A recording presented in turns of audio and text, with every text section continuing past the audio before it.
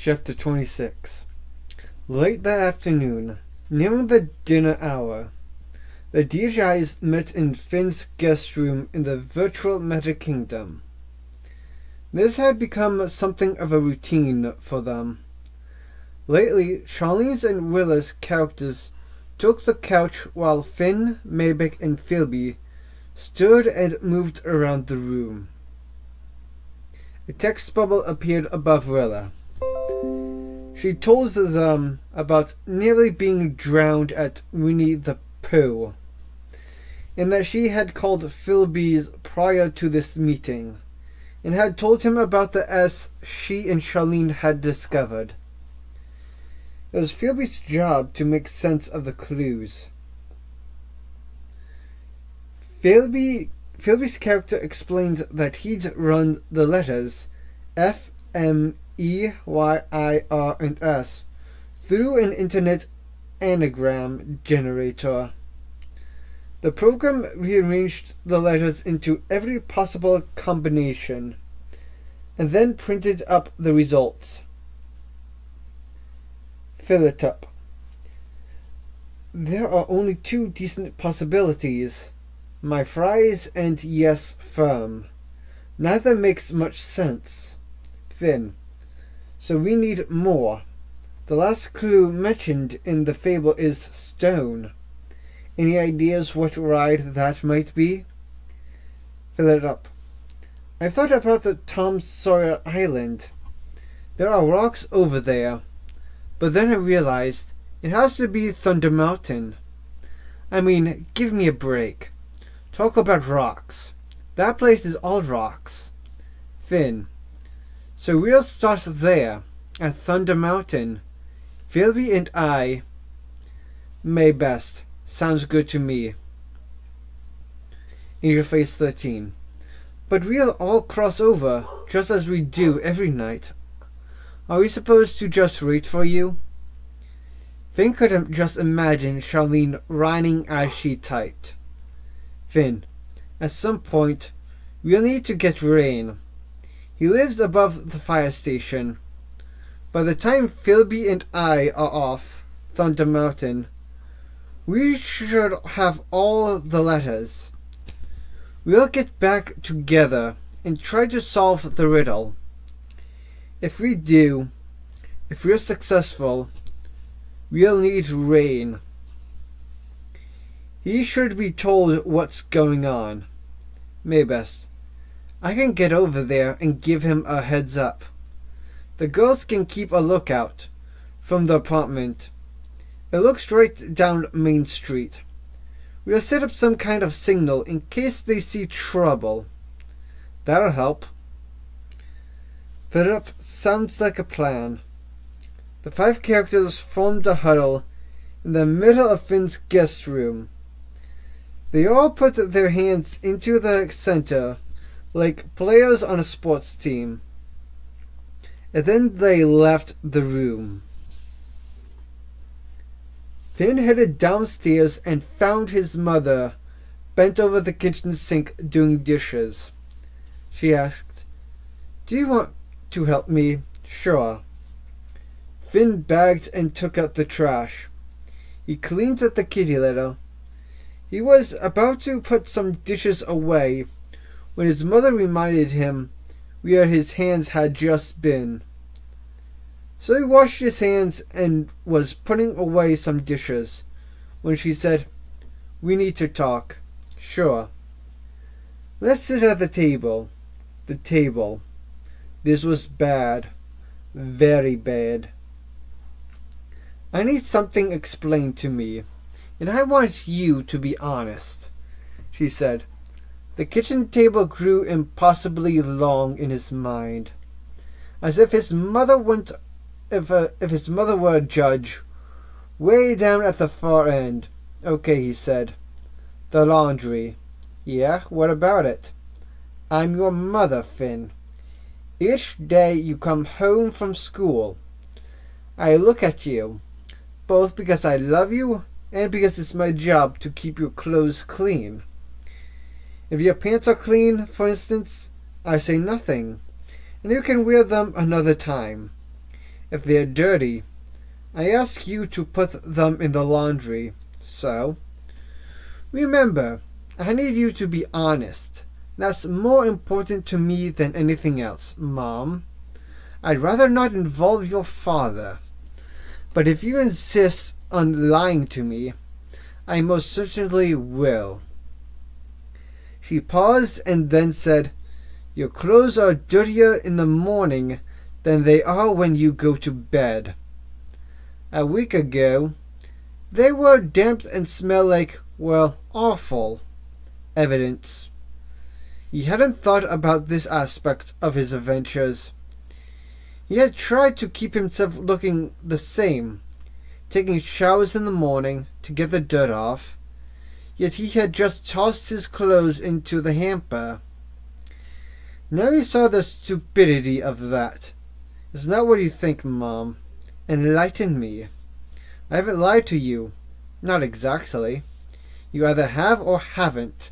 There's no in-between when it comes to the truth. I have not snuck out of the house, I promise.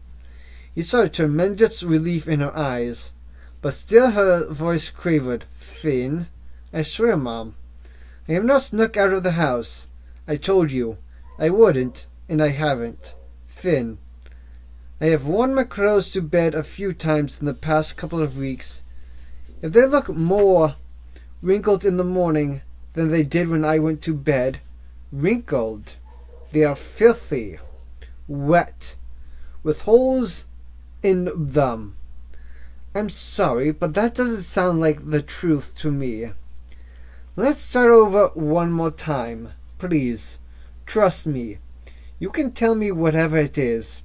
Whether or not we involve your father, well, we'll see.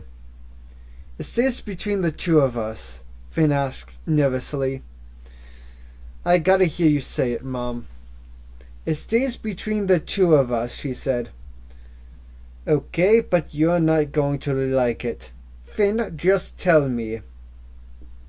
Finn drew in a deep breath, wondering if he actually should tell her.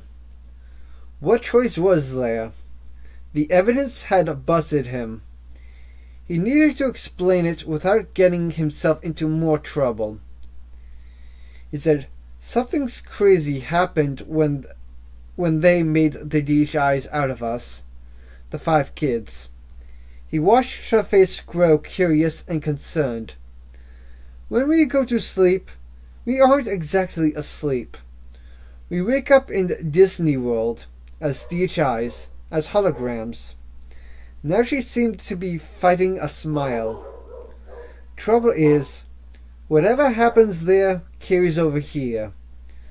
So when I get all dirty there, I end up dirty back here. But you can't tell Dad, remember, you promised.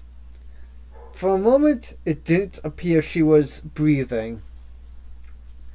Then her lips unpuckered, her nostrils flared, and she grinned.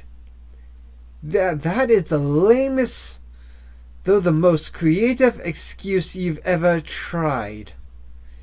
Finn stared at her dumbfounded. So this is what he got for telling the truth. Mom, it's the truth. She tried to compose herself, lost it to a creeping smile, and then suddenly grew very serious as Finn's expression did not change. Now she seemed to believe him. The burn you saw on my arm? A laser fired at me inside the park at night. I have a bruise on my leg where a doll bit me. A doll? There was that twitching smile again. It's a small world. One of those dolls. I see. He couldn't understand it. She didn't believe him. You said you wanted the truth, he reminded her. Maybe she thought he was losing his mind. No doctors, Finn said, defending himself. You actually believe this? How do you explain my muddy clothes, huh? Mom, I am not sneaking out. I know you wouldn't believe me. His reasoning clearly perplexed her. Let me get this straight, she said. He interrupted. You won't get it straight, because we haven't gotten it straight, the five of us. You can't stop it, Mom. I can't stop it. None of us can. It just happens. And until we solve, there's stuff that's got to happen before this is going to stop. Finn, you're worrying me. You promised you wouldn't tell Dad. But I thought... I don't know what I thought. You promised. Just remember, you promised. He added. The wet clothes, Tom Sawyer Island. You know that lake around it. This is not funny, Finn, okay? A+ for originality. You really had me going. Now please, tell me the truth. The real truth. There's no in-between when it comes to the truth, he said, quoting her. If you can't handle the truth, it's not my fault.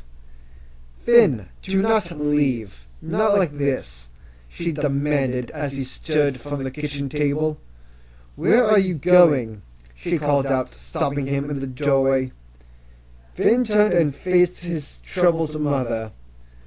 There's only one way to end this, to get this over with. He hesitated, thinking of all the things he could explain. If she would only believe him, I'm going to sleep.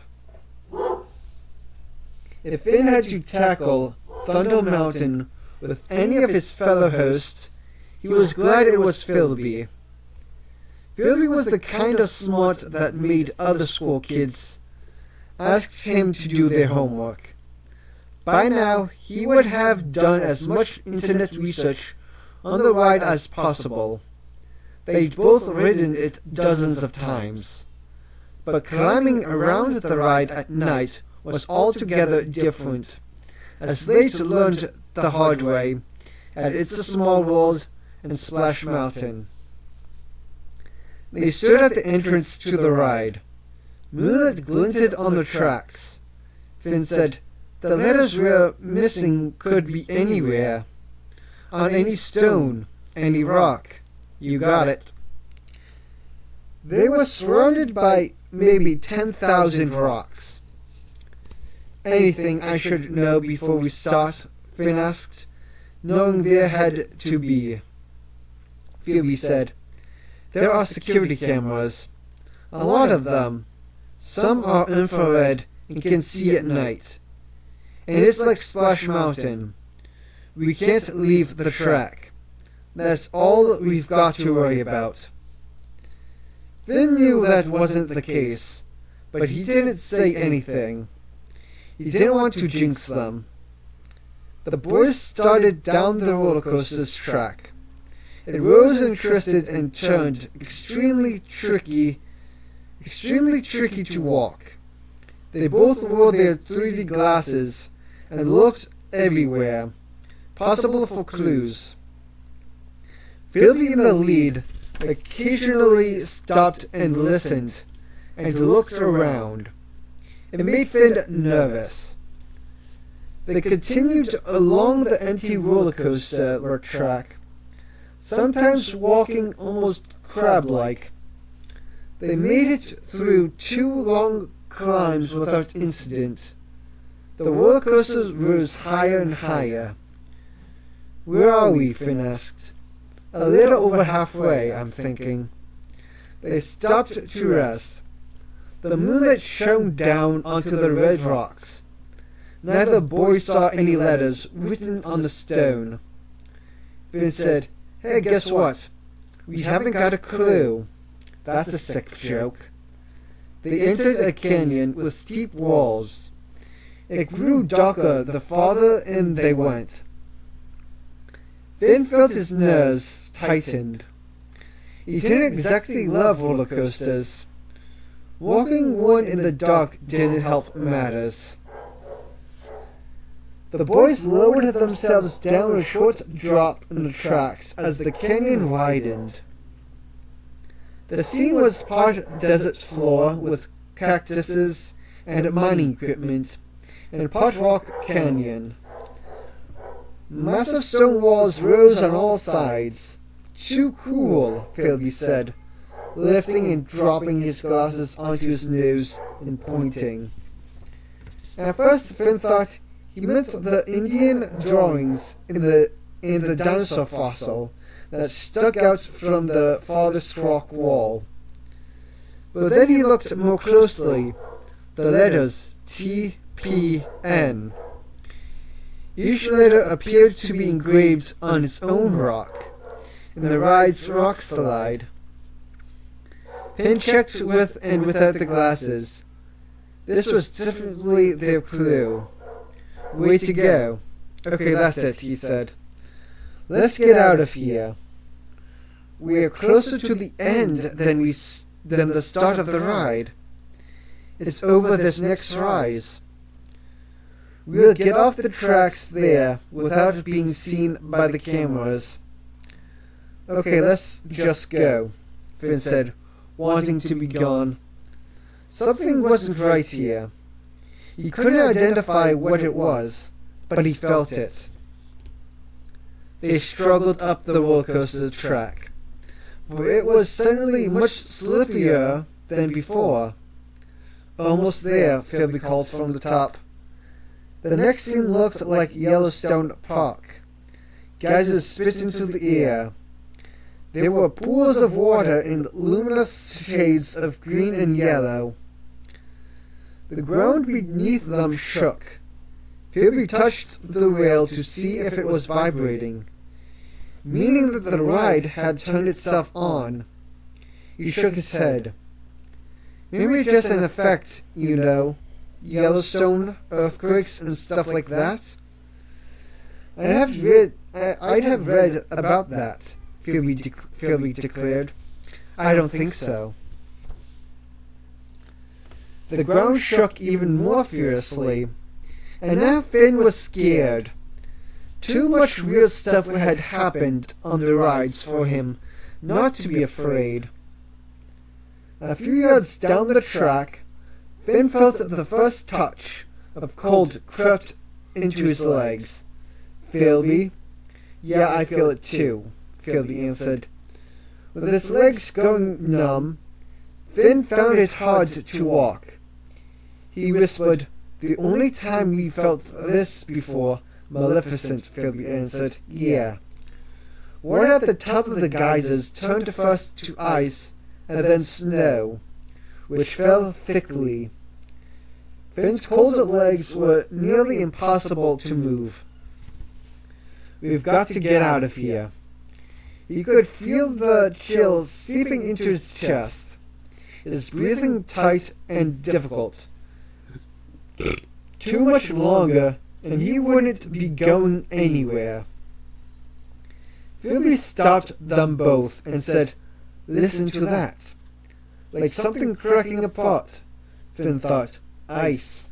It didn't sound exactly like ice. We've got to hurry, Philby balked out. Hurry, I can barely move. The cracking sound grew frighteningly loud. It came from the scene behind them, the Utah desert scene they just left. They cautiously climbed back up the small rise in the track, to look back from where they'd just come.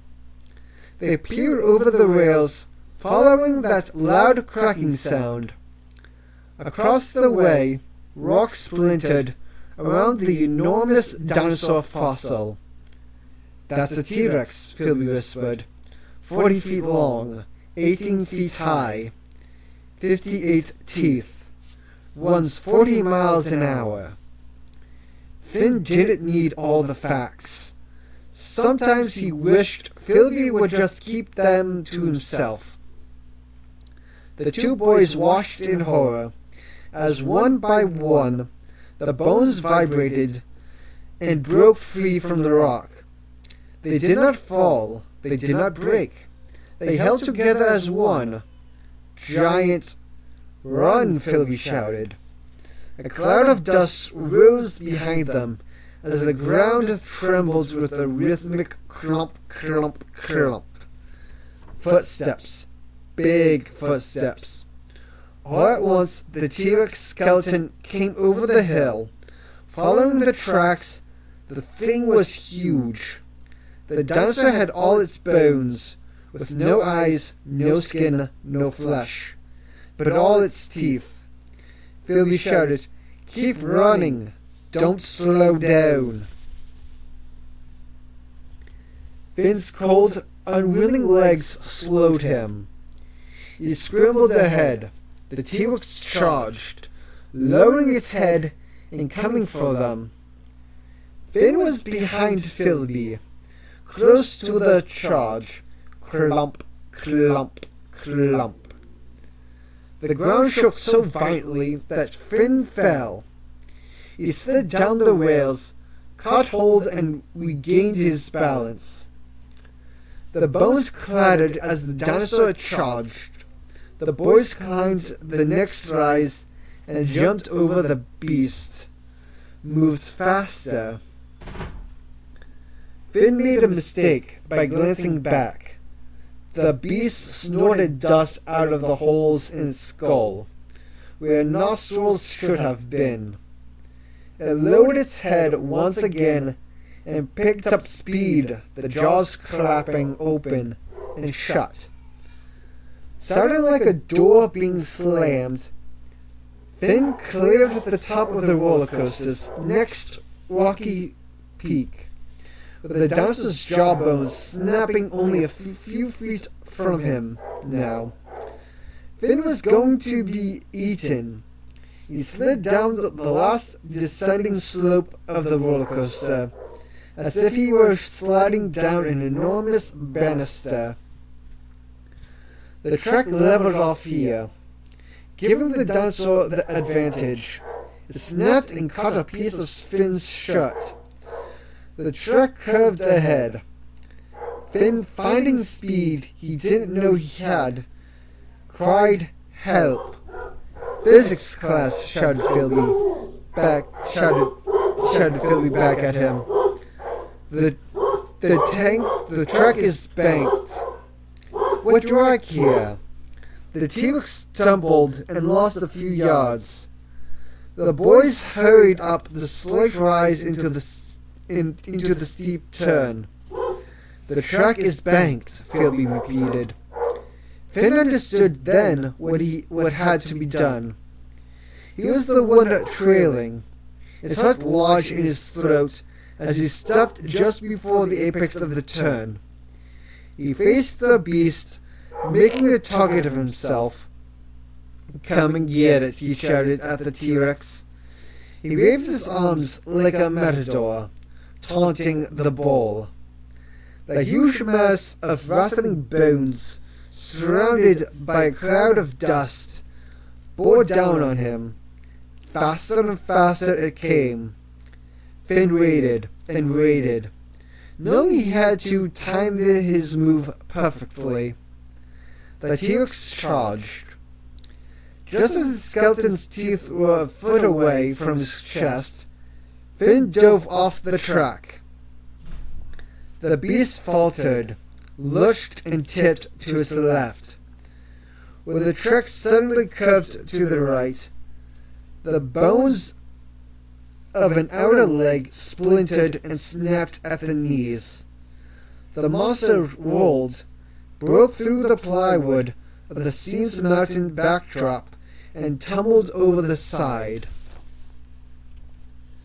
Finn watched as it landed with a noisy explosion of broken bones that scattered like tree branches. Philby, who had also stopped, looked down at Finn and helped him up to the rail. Wait till they see that on their cameras. The boys turned and hurried off into the night. Chapter 27. Since all of the kids were hungry, they left their apartment together and we convened at Cosmic Ray's Starlight Cafe. Finn led the way, passing right through the locked front door. Mabek surprised the others by cooking up decent-tasting turkey burgers. They stayed in the kitchen area and kept the lights off so as not to be seen. Exit signs and a few overhead security lights provided the only illumination. Finn and Phoebe fashioned a table out of a woolen cart with locking wheels. Inverted plastic tubes and buckets served as chairs. The two girls sat together on one side, Finn and Phoebe on the other. Merrick joined them last and took the head of the table. Phoebe placed a paper napkin in front of them. "This is everything we have," he explained, jotting down the letters they'd acquired by following the clues in the fable. FMEYIRSTPN. "They must spell something," Charlene said. "If I was at a computer, if I had an anagram generator," Philby said. He wrote the letters out again, this time leaving more room around each one. He tore the letters apart. A few minutes later, they had scrabbled letters made out of a torn napkin. The kids studied the letters, calling out words they saw. "Men," Charlene said. "Leave that to you," Willa quipped. Philby set the letters aside. Finn said, "Spit." He pulled these out as well. "Fries left," Philby pointed out. "Men fry spit," Willa asked. "Men spit fry," Charlene suggested. "No way," Philby said. "We'll try again." He reshuffled the letters. ENPSTMYFRI. "I'm killer at Scrabble," Charlene announced. If I do say so myself." "Have at it," Philby said. Charlene arranged the letters into groups, broke up those groups and tried again. Her hands moved very fast like a card dealer. She assembled them into "My pit ferns." "Very good," Willa said encouragingly. "My tip ferns." "Again," Philby said. Finn kept track, writing down all the variations. "Firm spy net." "That's an interesting one," Philby said. Finn made sure to get it down. "Men fist pry." "You are good at this," Willa said, impressed. "We all have our talents," Charlene quipped. Then two rights in a row. "Met fry spin my pins fret." Suddenly, Maybeck sneezed, sending the letters airborne. Finn and Philby snagged a few of them and returned them to the table. Others floated down like large snowflakes. They settled one by one. "Wait," Finn called out. He gasped as he saw what the letters were spelling all by themselves. "Why, first pen." Finn licked the tip of his fingers, touched the W, and turned it over. He then neatened the rest. "My first pen. The Stonecutter's Quill. It's Walt Disney's first pen," Philby said. "Oh my gosh." "But what does it mean?" Charlene said. "It's the next clue." "It means we've got to find Walt's first pen," Philby answered. Maybeck groaned. "You have to be kidding me." "But where?" Charlene asked. Silence. "Is there a museum or something?" Finn asked. The kids all shook their heads. "There's that thing, One Man's Dream," Willa stated, over in Disney MGM. "It's kind of like a museum, I suppose." Phoebe said, "That sounds relevant." "What are you, a lawyer?" Maybeck said. Willa continued, "As I remember, there's stuff there like an old desk, and models and things like that." "Worth a try," Finn muttered softly. Rain, Phoebe said, drawing everyone's attention. This is a question for Rain. Maybeck said, I paid him a visit, asked him to join us in the apartment. He said his hip was bothering him, and that if we wanted to see him, it would have to be at his place.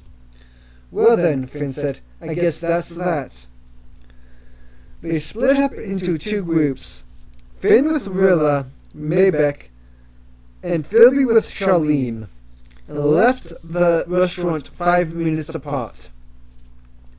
The area of greatest risk was Main Street, which was the park's sole entrance and exit. You couldn't leave or enter the Magic Kingdom without walking down Main Street. The fire station was up at Town Square, at the opposite end of the street, from where they were. When Finn and Rilla reached the park end of Main Street, the area near the castle, they stayed close to the storefronts, ducking into doorways and sneaking glances out onto the empty street. Twice they hid in the shadows against a door. As Finn spotted the taillights of golf carts in the distance, he checked his watch. In 2 minutes, the other three would leave the restaurant. The idea had been for Finn and Rilla to be safely inside Rain's by then. The most risk came with crossing the street. Finn signaled to Rilla and counted down with his fingers. 3, 2, 1. They took off across the street, two blurs of dull, colorful light. As they did, Finn had the pronounced feeling that someone was watching him. He glanced over his shoulder and thought he saw a shadow moved in one of the doorways. But who? Door to door, they moved up Main Street. Finn looked back, but there was no more sign of anyone following. When he was sure they were in the clear, he led Rilla toward the fire station and up the back stairs. Rain answered the door as if he'd been waiting for them. I think you've done it, Rain said, with all 5 DHIs gathered in his apartment. Phoebe and Finn had explained their solution to the fable. Rain continued, It was the glasses, you see. That reference to perspective was where we failed all these years.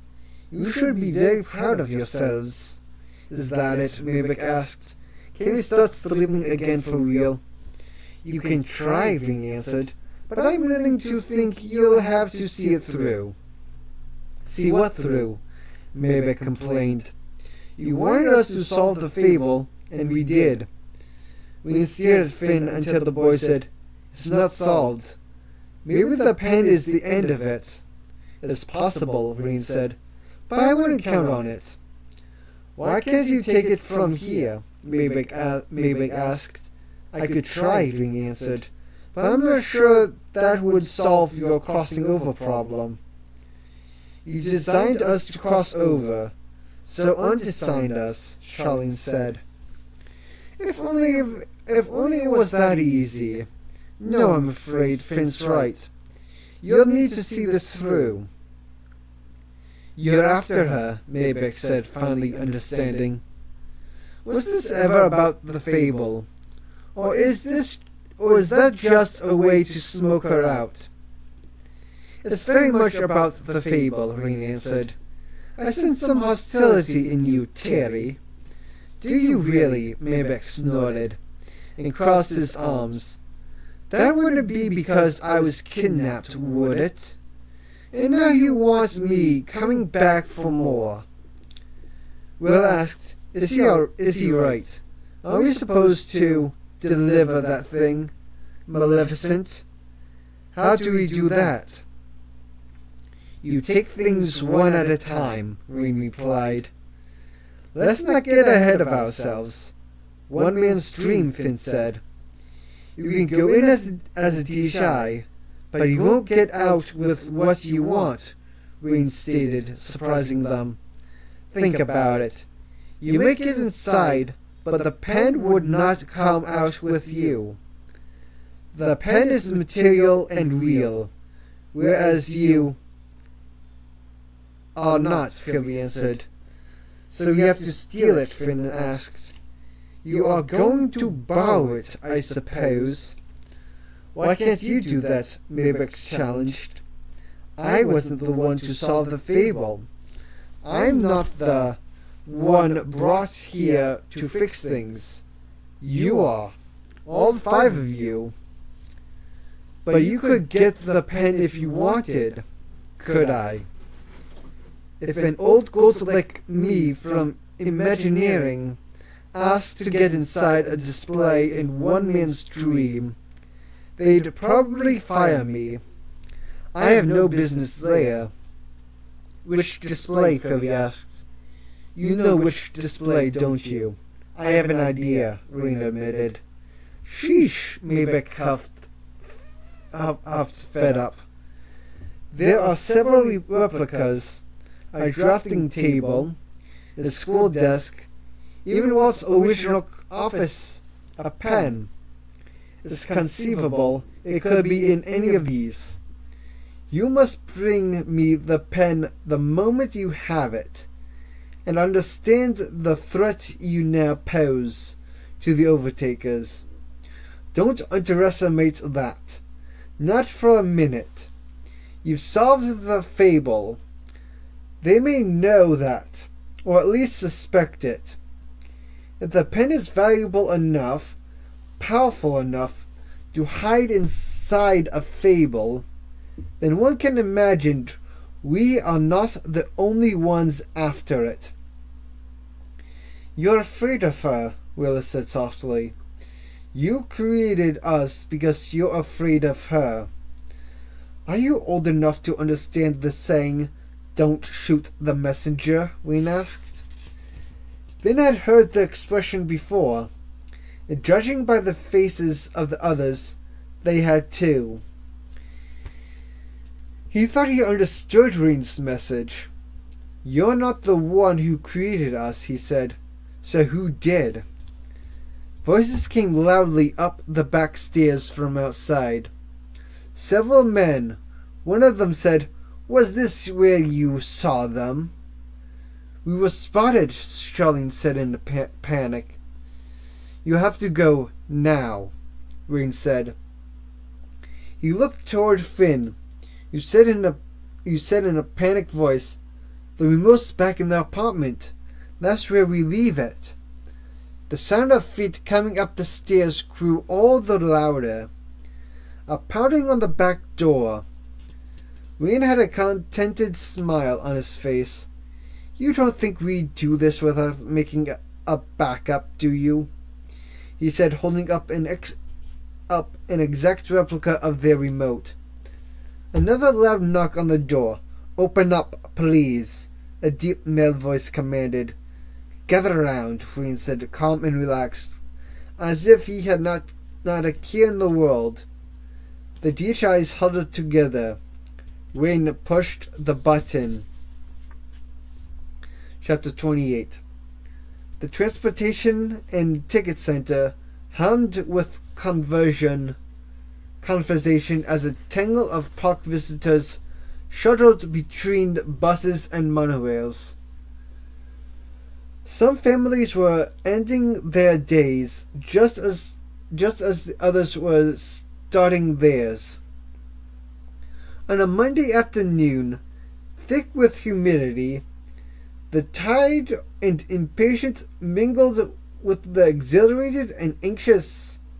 For some, a day spent. For others, an evening full of promise. The humidity hung in the air so heavily you could practically wear it like a coat. Above the giggles and shrieks of excited children, and the scornful of reproaches of the exhausted parents. The purr of a train approaching could be heard. "We're off to a late start," Philby announced, checking his watch. Charlene's cheerleader practice had delayed them. "It's almost 5:15. One's man's dream closes at 5, Will informed them. "We're okay. We'll make it." She turned to Finn. "What if we were accidentally inside when it closed for the night?" Philby shut down her suggestion. "There's no way 5 of us will be able to hide out in there and get locked in. Forget it." Finn said, "But one of us might be able to." Philby said, "There are at least 9 security cameras inside one man's dream. If even one of us is seen in there after closing, we're in big trouble." "Maybe not," a familiar voice came from behind Finn. It was Amanda. She was sitting in the front part of the train car, her back directly to them, exactly behind Finn. This is anything but coincidence, he thought. Finn had barely spoken to her since that day at the skate park, where it had seemed to him she'd known too much, and was keeping something from him. His intentional avoidance of her hung in the air between them. Finn introduced her around to those who had not met her. She told Finn candidly, "You saw me in the park last night, Main Street, not far behind you." The 4 others' DHIs looked at Finn, as if he'd betrayed them. "That's because I followed Jess there after school," Amanda explained. "Jess?" Maybeck blurted out. Amanda said, Jess never left the park at closing. She went into Pirates of the Caribbean and never came out. I hid in the bathroom behind Pirates and waited for the park to clear. Then I hid in a stairwell and waited." "Are we supposed to believe this?" Charlene asked. "Believe what you want," Amanda snapped at her. "After closing, it was her turn to hide. She took a place on Main Street. You guys just arrived all of a sudden. I mean, 1 minute no one was there on the bench, and then there you were. It was the weirdest thing. And she followed you." "And you followed her," Finn said. Philby tested her. "She followed us where?" Amanda answered, "She followed you and Finn to Thunder Mountain, and so did I." Maybeck nodded. What he heard made sense. "This is solid, guys. This girl's Jez is trouble." "Later, she went over to Cosmic Rays," Amanda said. Charlene went pale. "But why?" "Yeah, why would Jez follow us?" Phoebe asked, curiously. Amanda said, "Curiosity killed the cat." Finn and Maybeck exchanged glances. Finn asked, "Where is she now?" "She followed you." Finn, "Today, after school. I lost her at the transportation and ticket center. But she's around here someplace." Charlene snapped, "Since when did you become our guardian angel?" "My mother works at MGM, Amanda said. In administration. In one of the old bungalows. I've been there like a zillion times. They know me. The main security office for the park is in that building." She hesitated a moment, and then said, "I know those guys. I can distract them. If I think they're going to see you on one of their screens, I can draw their attention." "I'll just bet you can," snarled Charlene. "I don't know about that," Finn said. It sounded complicated to him, risky. I can help you, she suggested. I can signal if they're on to you. Still, Finn hesitated. You need someone to warn you. He'd known for some time that she wanted to be a DJ. Wanted to be part of the adventure. Showing off her knowledge of the area, Amanda told Philby, Listen, there's a sound and light tower right there at the side door to One Man's Stream. From up there, one of you would be able to see pretty much all around the park. You'd be able to spot the security patrols way before they reached the attraction. Willis suggested, all in favor of Amanda's helping us out. Everyone's hand went up, but Finn's was noticeably slower than the others. Noting his reluctance, Amanda scrunched her face at him. I just don't want you getting into trouble or worse. For something you're not involved in, he said. This can be dangerous, Amanda. You need to know that before you volunteer. Amanda's nostril flared. She looked angry. I can take care of myself. Willa and Charlene grinned. Charlene, usually the most reluctant of the five, said, Okay then, it's decided. Once inside MGM Park, they quickly split up to avoid recognition. Finn and Willa headed up Sunset Boulevard. Amanda split from the group, presumably to reach security. Phoebe sought out the sound and light tower, with Charlene as his runner, in case he spotted trouble. You don't look so hot, Willa told Finn. I'm just nervous, I guess. Finn said they had come up with a decent plan on how he might hide inside One Man's Dream. But he wasn't eager to test it. He asked, what if they count heads? What if they know how many go in and out of the theater? Willa considered this and then said, Nah, they don't do stuff like that. Maybe they count people going into the park, but not onto the rides. That doesn't make sense. They might. They might, but they don't. The two passed the 50-foot-high replica of Mickey's sorcerer's hat that stood in front of the Chinese theater and served as a bandstand. They stopped at a kiosk selling pins and film, hats, stuffed animals, and postcards. One Man's Dream was crowded with grandparents and mothers with strollers, trying to escape the muggy heat. Finn passed several displays dealing with the history of the park and the ways in which the Imagineers had realized Walt Disney's dream. Willa waited near the entrance, doing a good imitation of a girl waiting for a friend.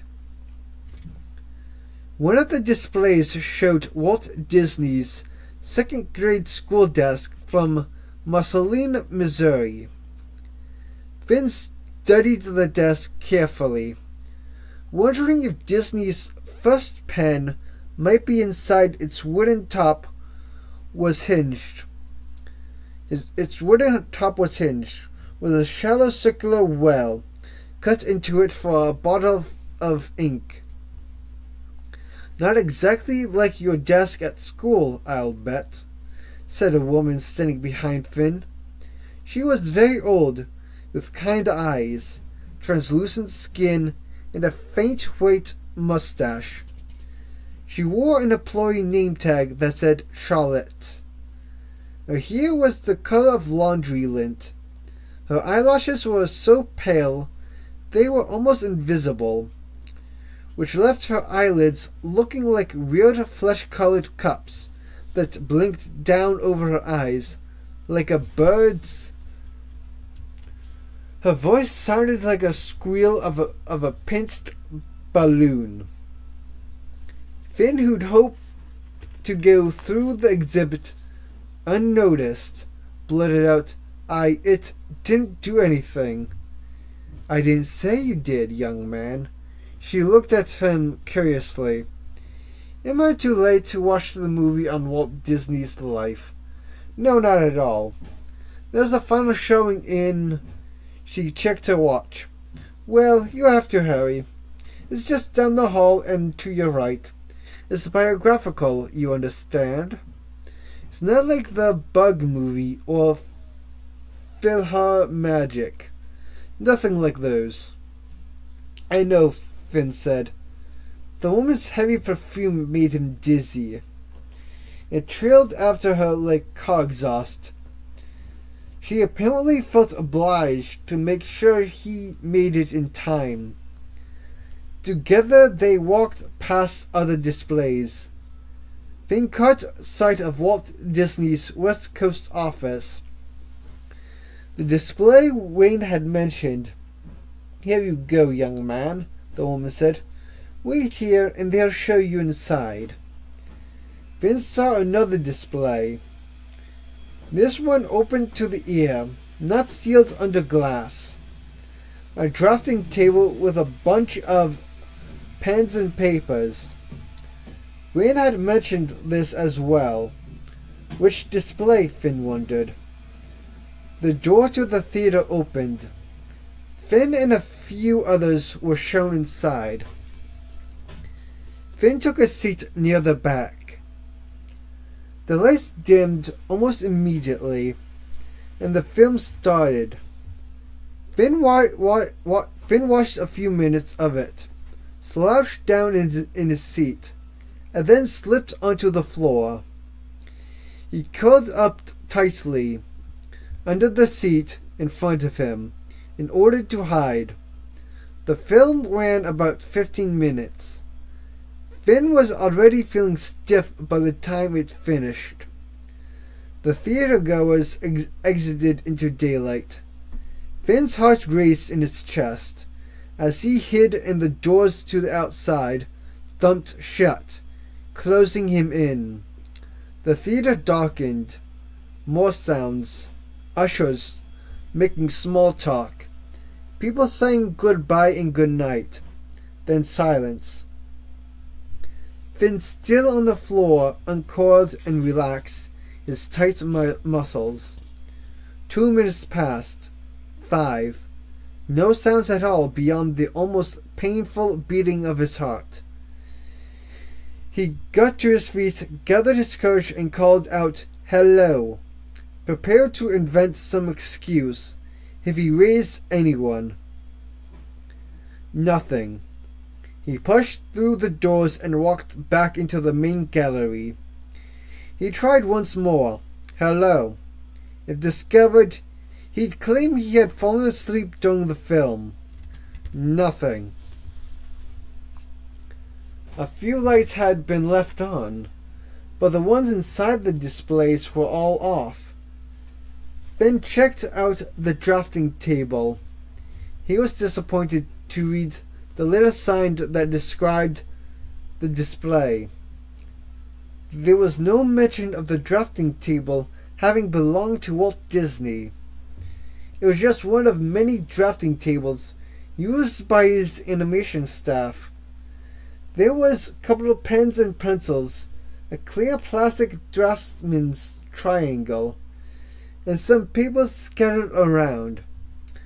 Finn carefully climbed into the display and opened some small drawers of a cabinet next to the table, all empty. Next he returned to the display of Walt Disney's original office.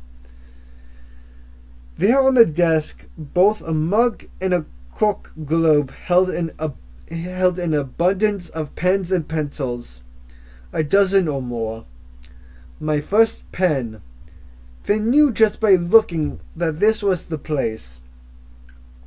He didn't want to steal anything. He reminded himself that this had been Wayne's idea, not his. They were borrowing the pens, nothing more. When he could return them, no harm. But how to get inside the glass in display? Finn didn't see any kind of door, except the one leading into the office. And it was in the back wall of the display. He saw no way in. He searched for a possible access door into the back of the displays, assuming there was a hallway behind the various windows. The only door he found toward the main entrance was not only locked, but far away from the office display. He backtracked, passing all the displays again. He found no door, no way back there. But there had to be a way, some way to move furniture, dust clean, change light bulbs. Only as he passed a blue poster for the third time did he happen to notice a small floor-to-ceiling gap. The poster was a sketch of the Earth with Mickey Mouse ears. The Earth was crying. The small description explained that this drawing had been a newspaper cartoon that ran following Disney's death. It depicted the world mourning his loss. Finn shoved his fingers into the small crack and pulled. The poster moved and the door came open. He was inside in an instant. Just as he stepped into relative darkness, behind the door, Finn heard 3 loud knocks at a distance. With a signal, terror flooded him. Security guards were either in the area or headed for one man's dream. 5 knocks would signal that the coast was clear. He pulled the door shut behind him. This was as good a place to hide as any. A moment later, he stood absolutely still as he identified deep voices nearby. Just through the wall, 2 men talking inside the attraction. You say it was an anonymous call, one guard speaking to another. A young girl at that, the other said. That's what Manny said, yeah. Probably just a prank. You know kids that age. But if Manny wants it checked out, then we check it out. Got that right. Finn held his breath as they drew close. Thing is, the second guard said, the front door was locked. Good and tight. We checked the other doors. And we've got nothing to worry about. No way someone's in here. If all the doors are tight, false alarm. Plain and simple, am I right? You're right. Okay, then let's get some coffee. I'm all over that. Finn waited several more long minutes, without moving, practically without breathing. Who had called security? Amanda? Had she fed them a bunch of lies? Did she want Finn to get caught because of the way he'd excluded her recently? If they were caught now, their attempt to stop Maleficent would be thwarted. The park would eventually fall under her control. Worse, if she took her powers outside the park, who knew what would happen? Who knew what would become of the 5 kids who had once been DHIs? One anonymous call had nearly ruined everything. Now he heard a distant sound, 5 dull beats, like a fist on glass, the signal. His eyes adjusted to what little light was available. In this back hallway, he turned left toward the office display, and soon reached a door marked WD's office. Finn opened this door, stepped inside, and was now standing in the display. He moved carefully, not wanting to nudge anything out of place or disturb the office contents. The air was stuffy and unusually dry. He kept watch out into the empty gallery beyond. On the wall, a tiny red light began flashing, a sensor of some kind, though an alarm did not sound. An environmental sensor, perhaps, measuring heat and humidity for the sake of the display's contents. Finn's body heat and his breathing, along with the open door to the back hall, had tripped some kind of silent alarm. He quickly snatched up all the pens and pencils from both the black coffee mug and the cork globe. He was nearly out of the office door when he saw a scroll of architectural plans leaning up against the desk. Walt had told Rain that he had plans for this place. Finn, like Rain and the others, had taken the wrong meaning. Plans as in drawings, not plans as in ideas. Finn scooped them up. He heard 3 loud thuds on the gallery's outer door. Another signal from Willa. Someone was coming again. Finn hurried out the office back door, shut it carefully, and headed down the back hallway. But where to go, he wondered. He saw an exit sign at either end of the hallway. Which way? He looked left, looked right, but was frozen by indecision. He headed right away from Willa's warning. Down the narrow hall, a jog left. He faced a metal exit door with a panic bar. He hesitated, for at that very second, an icy frost splintered and cracked the inside surface of the door. Someone was just on the other side, and it wasn't security guards. The frosty image slowly took the shape of a human hand. Finn jumped back. He could see his breath now, could feel the same penetrating cold getting to him again. He turned to run, but could not move his legs. He teetered, ready to fall. The frost on the inside of the door spread from the thin fingers of the hand like a web.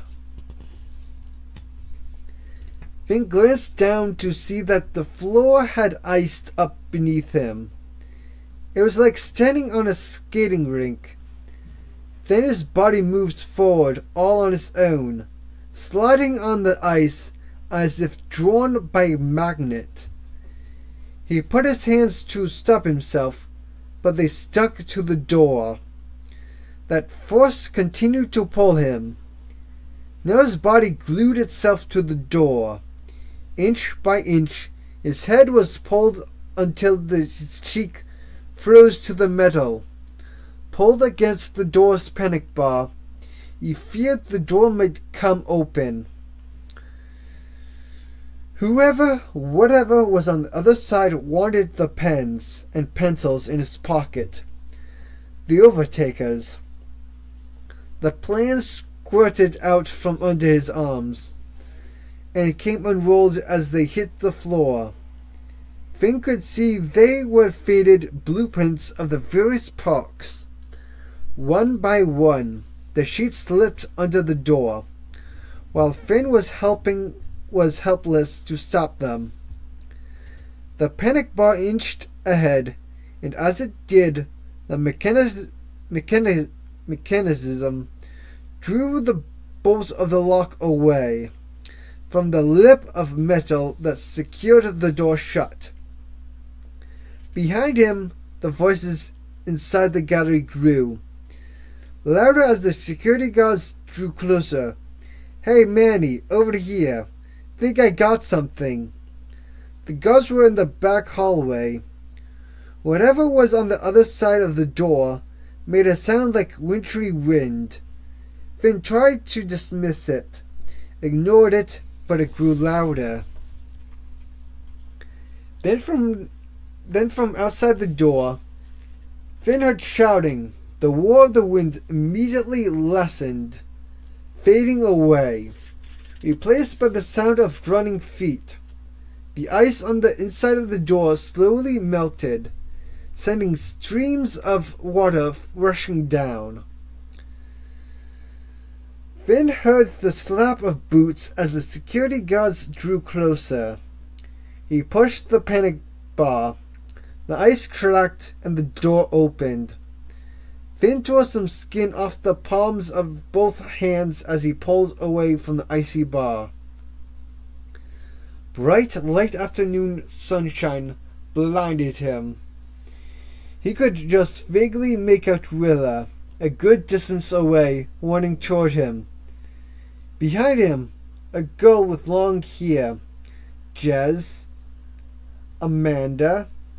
Finn took off in that direction, curious to find out who had caused that ice. The fleeing girl rounded the building's back corner out of sight. Finn sprinted to catch up, calling, "Hey, wait, you, wait up!" He was no longer afraid of this person. He wanted answers. He too hurried around the corner. He collided with someone, and they went down hard. Finn came to his knees, dazed. "You," he said. He sat face to face with Amanda. "You," he said again, desperate for an explanation. "You caused the cold? Finn, you're the one?" He gasped in disbelief, hating her for all her lies. "Me," she looked astonished. But was she just acting? She said and whispered, "Did you get what you came for?" Finn couldn't get a word out. His chest tight, his fist clenched. "Finn, please, you've got this wrong." He rose to his feet and backed away from her, but not daring to take his eyes off her. "I trusted you," he said. "Finn," she pleaded, "there's so much to explain, but not here. Not anywhere," he fired back. "Not ever." "Run," Rilla called out, catching up. "They're coming." Amanda, still seated on the pavement, had tears in her eyes. Rilla came to a breathless stop. "Finn, the guards." He and Amanda had not broken eye contact, though they did now. He backed up at first, still looking at her. Then he turned and ran as hard and as fast as he could. Chapter 29. Mickey's not-so-scary Halloween party, the most fun of any of the park's special events, was not to be missed. It provided a good opportunity for the kids to bring the pens to Wayne, since they would have to deliver them in person, not as DHIs. All the 5 of the kids had planned to attend, using up one of their legal visits to the park. Finn wasn't sure who to trust anymore, but certainly not the pirates. Their apparent connection to Jez made him all the more curious and all the more cautious. The party took place at night, after hours. Main Street was decorated to match the occasion. Costumes were all but mandatory, and ghoulish characters walked the streets, adding to the chills and thrills. Philby believes the party also provided Maleficent a rare opportunity to use all the costuming to hide herself. A witch would go unnoticed on a night like this. She could meet with the other overtakers without raising an eyebrow, and could move about the park freely. If she was plotting a way to take over the park, this of all nights seemed the perfect time for her to spring her plan. The kids, kids, not DHIs, had a plan in place to keep both Pirates of the Caribbean and the Haunted Mansion under close watch. They chose the Haunted Mansion because ghosts and goblins would serve a witch well, and if Maleficent planned to take over the park, now or in the future, she would need an army of overtakers supporting her. Finn's mother dropped him off in the school parking lot. He suffered through the usual lecture from her about good and proper behavior. Snore. Over 300 of his fellow schoolmates, including Dillard, rode school bus shuttles to the Magic Kingdom. These same buses were to take them all back to the school at 11 o'clock, when the party ended and the park closed. Parents would pick up their kids in the school's lot. What was inside the plan was for the kids to meet at the statue of Roy Disney, outside the fire station in Town Square. From there, they would divide and conquer, as Maybeck put it. Having struggled with costume ideas, Finn came dressed in black jeans, a black t-shirt, and a new cape. He wore a black mask over just his eyes. He thought of himself as Zorro, when in truth he was dressed for any adventures they might encounter. At 8 o'clock, thousands of kids and their families poured into the park wearing elaborate costumes that added to their heightened sense of fun. In any other year, Finn would have headed straight to a ride to get in line, ready to scream and be frightened. Despite its name, Mickey's Not-So-Scary Halloween Party offered plenty of frights to its guests. Music was pumped into the park, not the typical Disney songs, most of which Finn could hum from memory, but instead monster tunes and ghost songs. Punctuated by fits of ghoulish laughter, the park came alive with the sounds. Arriving as planned, a few minutes past opening, Finn found it difficult to pick out his new friends. This was partly because there were so many people flooding into the park, and partly because of the costumes. "There you are," Delacold said. He'd elected to come as a crab wearing a large round shell made of brown paper,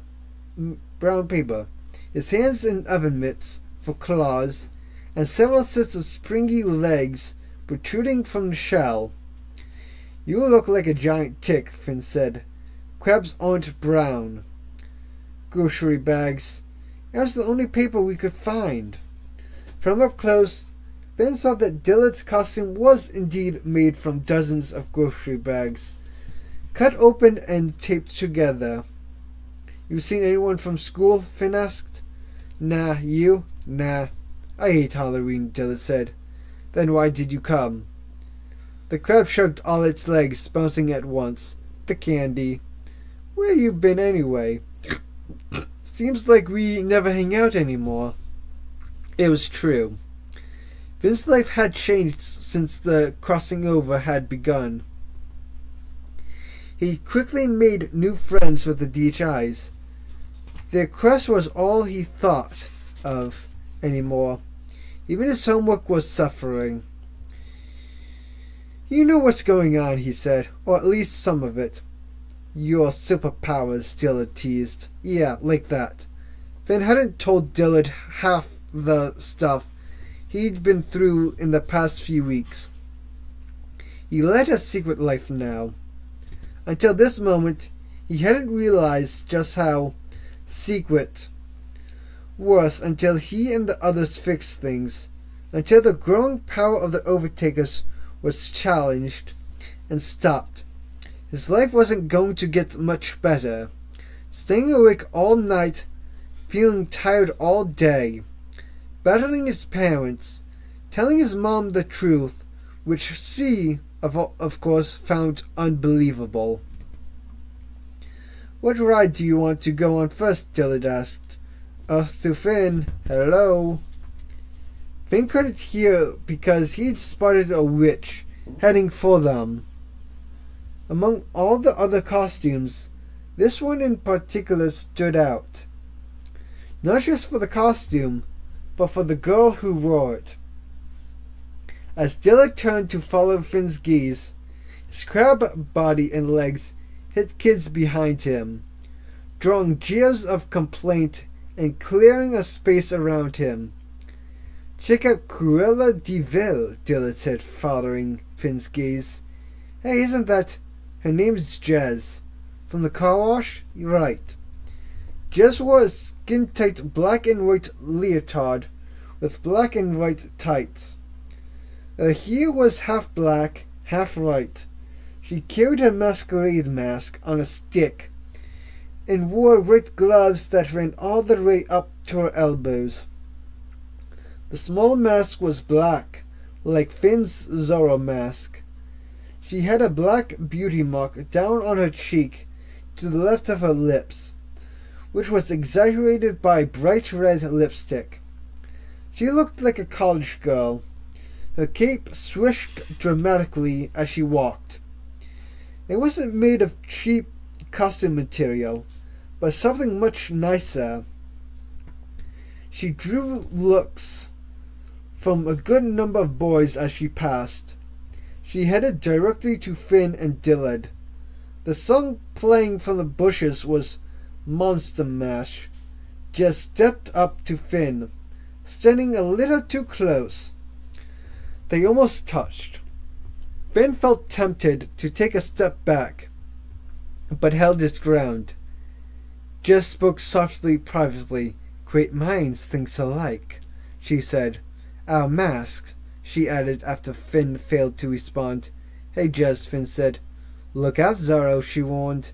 "I might put a spell on you." She briefly dropped the mask and met eyes with Finn. She smiled.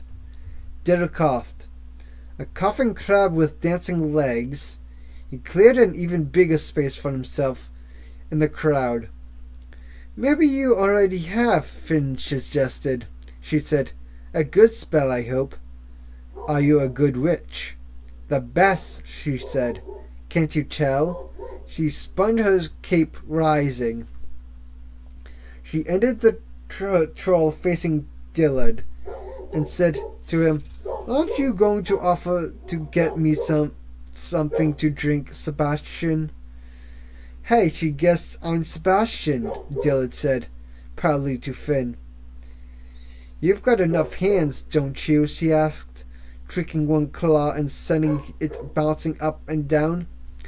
Finn said, "He's not an errand boy. He's my friend." "Hey, I don't mind," Dillard said. He raised his oven mitts, made claw motions, and waddled off in search of something for them to drink. "He's a good guy," Finn said. When Jez faced him again, "He's big, so people make fun of him, but he can't help it." She ignored what he'd said. Want to do the Haunted Mansion with me?" Jez asked. Finn felt his throat tighten in panic. The mansion was an attraction that seemed perfect to hide overtakers. "It'd be too crowded," he said. An awkward moment settled between them. "Miscongeniality," Finn said. "What?" "The Sandra Bullock movie," Finn inquired. He pointed toward the park entrance. "A friend of mine, Charlene. You met her at the sports park," he said. Charlene also wore makeup and lipstick, which gave her high cheekbones and a thinner face. It was a good disguise. Her blue cocktail dress swished as she paraded straight over to Finn. Charlene looked Jez up and down. "Adorable," she said insincerely. "Imaginative," Jez said back to her. Charlene ignored Jez. "Sorry if I'm late," she said. "No prob." Finn and I are going over to the haunted mansion, Jess announced. Want to come? Charlene complained. But Finn, you promised me the first ride, remember, Finn? She was giving him the excuse they needed to get over to Pirates and be with the others. When you're right, Finn said, a little awkwardly. He asked Jess if he could catch up to her later for the haunted mansion. She frowned. Dillard returned, bearing too many drinks to hold. He dropped one. Jess reached out and caught it as it fell. She not only snagged the cup, but somehow managed to catch all the soda as well. Not a drop spilled to the ground. It was an impossible feat. Finn took a moment to replay it in his mind. How did you do that? Charlene took the third cup from Dillard and thanked him. Jess said. Dillard had intended one of the three for himself, but didn't tell that to Charlene. When he moved, his various arms bounced wildly. He mumbled and headed off to get another. You didn't answer me, Finn reminded Jess. How did you do that? Jess stumbled over her words as she made what was clearly a lame excuse. My mom doesn't like me messing up the kitchen. I've gotten pretty good at not spilling. Catwoman approached. Finn recognized Amanda immediately. Finn hadn't spoken to her since their collision behind One Man's Stream. He couldn't sort everything out. What she'd been doing there, why the cold hadn't seemed to affect her. He didn't feel like hanging out with her tonight. He wasn't sure how to tell her. Dillard returned fairly quickly and said hello to Amanda. Her attention remained on Finn. Finn, Amanda said. Finn turned his back, not sure what to do. Now that he realized as she stormed off, he felt rotten. Finn offered Charlene and Jess another drink, and then headed off himself, grateful to get away. The girls hung with Dillard, who struggled to get a paper cup to his mouth. He spilled some soda down his front when one of his own claws banged against him. Amanda snuck up behind Finn in the soda line. I saw her, Finn. Jez. Behind One Man's Stream. Those monitors are old and fuzzy, but I'm sure it was her, and I came over there to warn you. Again, Finn didn't know what to say. Didn't know what to think. He didn't turn around. Amanda continued. Doesn't that strike you as a little odd? A little too coincidental. Her being there like that, right then. You were there too. That struck me as odd as well. I just explained. They stepped away from the soda line. Finn juggled 3 cups. You weren't sure it was her. You just said so yourself. Think about her name, Finn. Jezebel. Come on, the Bible. He was not exactly a Bible scholar. Jezebel is wicked, evil, just like a witch. And that fits with the cold, right? Amanda asked. It could have been anyone doing that, Finn blurted out, thinking of the woman in the car. She leaned back and looked at him, as if she didn't know him. What are you thinking? Are you serious? Me, listen. There's something you need to hear. Something I have to tell you about her. I'm not supposed to. Do you understand that? This could get me in big trouble. Suddenly, Amanda shuddered.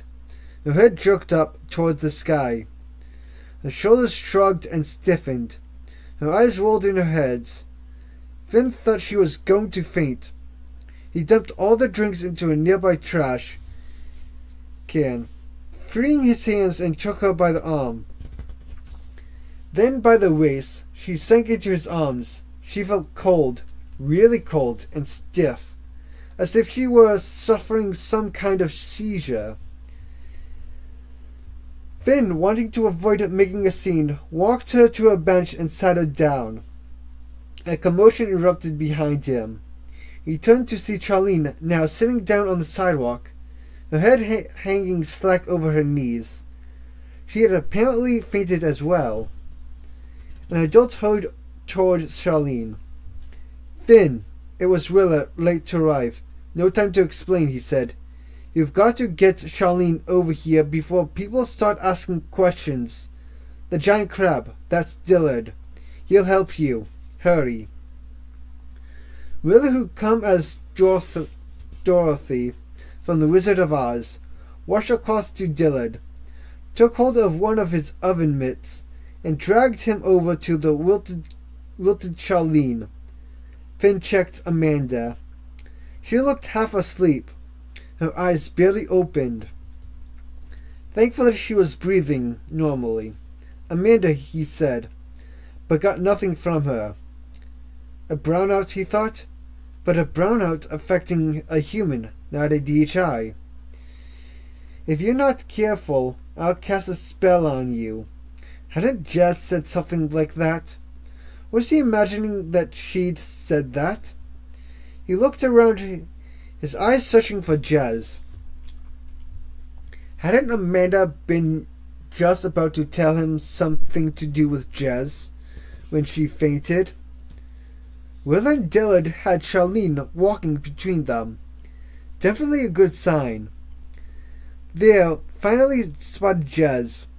She stood on the far side of the street, talking to an adult, a thin woman in a large witch's hat, her back to Finn. He watched as Jez pointed in his direction. He felt goosebumps race up his spine. What was she talking about? Then just for an instant, Jez accidentally met eyes with Finn, from clear across the street. A moment later, Jez led the woman off, absorbed by the crowd. "Listen," Finn said, trying to think. "I gotta go," he told Willa.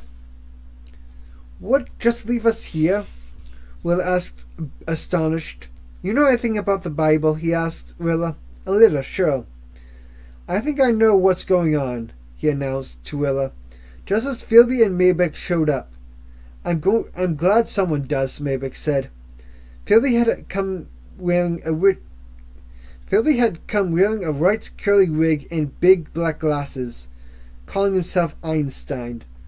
Maybeck had sprayed his hair grey and wore the flag of South Africa on his sleeve. "Nelson Mandela," Maybeck told Finn.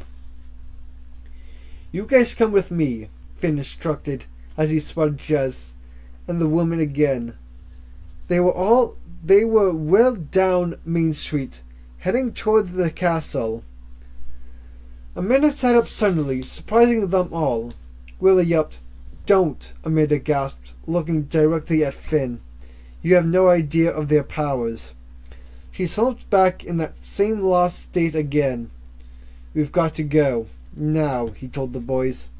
The three boys hurried down Main Street. "What about you know?" Maybeck asked. Finn tapped his chest. "I brought the pens." "Aren't we going the wrong way? Shouldn't we be going aren't we going to the fire station?" "Don't ask me how, but Jez did this to Charlene and Amanda. Made them sick." "That's ridiculous," Maybeck said, his voice raspy. "They were nearly running." Finn explained. "Jez hooked up with a witch. In costume, or for real. Super skinny, long black hair. Sound like anyone we've seen lately? And oh, by the way, Jez just happens to be wearing long white gloves." Can I just say, you've completely lost it," Maybeck said. "And by completely, I mean 100%. Gloves. Jez is wearing white gloves tonight. They go to her elbow." "Amanda and I saw those same gloves at the car wash," Maybeck answered. "He'd seen them too." Finn said, Jess is a witch, and so's her mother. Phoebe and Maybeck looked stunned. You want me to prove it? You'll come with me. Following now, Phoebe said, what if you happen to be right? In that case, what are we doing chasing a witch and her daughter? I mean, how stupid can we be? Maybeck huffed.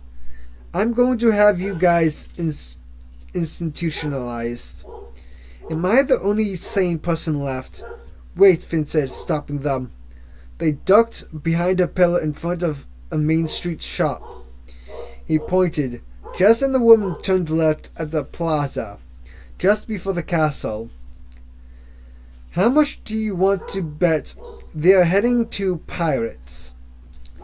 Remember the conversation on the monorail, Phoebe said. Amanda told us Jess disappeared there. A figure of speech, Maybeck interjected. That's all. As Finn led them left off the street as well. Maybeck said, more seriously, listen, I've been there, with Charlene, where Charlene and Amanda are right now, feeling sick like that. You do not want to mess with these people. They aren't people, Finn said. That's the whole point. If they were people, then Rain and the others could deal with them. This is up to us, you guys. No one else is going to do this. We are going in there after them, Phoebe said. Jess and the woman arrived at the entrance to Pirates of the Caribbean. Sure enough, they headed inside. I do not like this, Maybeck said. What happened to voting? All in favor? Finn asked. He and Phoebe raised their hands. Maybeck groaned. They stopped short of the entrance and stared warily at the old Spanish-style building. Okay, Phoebe said. Now I'm scared.